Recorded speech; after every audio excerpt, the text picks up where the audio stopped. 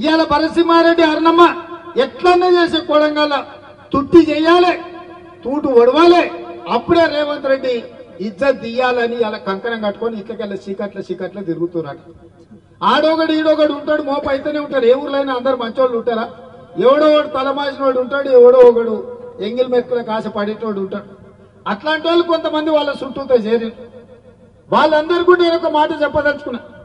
ఇవాళ మన ప్రాంత అభివృద్ధి మనం అందరం కలిసికట్టుగా ఉండి రాజకీయాలకు అతీతంగా కొడంగల్ నియోజకవర్గం నుంచి 50,000 మెజార్టీ ఇచ్చి పాలమూరు పార్లమెంట్ సభ్యుడిగా వంశీచంద్రెడ్డిని గెలిపిస్తే మీ సిపాయిగా ఢిల్లీలో ఉండి పాలమూరు రంగారెడ్డి ఎత్తిపోతల పథకాన్ని జాతీయ ప్రాజెక్టుగా తేవడానికి అవసరమైతే ప్రధానమంత్రితో కొట్లాడతాడు. రాహుల్ గాంధీ గారు ప్రధానమంత్రి అయితే వేల కోట్ల రూపాయలు నిధులు తీసుకొచ్చి పాలమూరు జిల్లాను అభివృద్ధి చేయడానికి ఉపయోగపడతాడు. ఇవాళ భరసింహారెడ్డి అరుణమ్మ ఎట్లన్నా చేసే కొడంగల్ తుట్టి చేయాలి, తూటు ఒడవాలి, అప్పుడే రేవంత్ రెడ్డి ఇజ్జత్ తీయాలని ఇలా కంకణం కట్టుకొని ఇట్లకెళ్ళ చీకట్ల తిరుగుతున్నారు.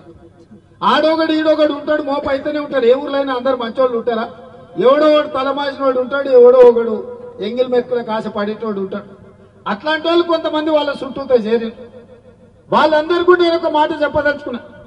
ఇవాళ మన ప్రాంత అభివృద్ధి మనం అందరం కలిసికట్టుగా ఉండి రాజకీయాలకు అతీతంగా కొడంగల్ నియోజకవర్గం నుంచి 50,000 మెజార్టీ ఇచ్చి పాలమూరు పార్లమెంట్ సభ్యుడిగా వంశీచంద్రెడ్డిని గెలిపిస్తే మీ సిపాయిగా ఢిల్లీలో ఉండి పాలమూరు రంగారెడ్డి ఎత్తిపోతల పథకాన్ని జాతీయ ప్రాజెక్టుగా తేవడానికి అవసరమైతే ప్రధానమంత్రితో కొట్లాడతాడు. రాహుల్ గాంధీ గారు ప్రధానమంత్రి అయితే వేల కోట్ల రూపాయలు నిధులు తీసుకొచ్చి పాలమూరు జిల్లాను అభివృద్ధి చేయడానికి ఉపయోగపడతాడు.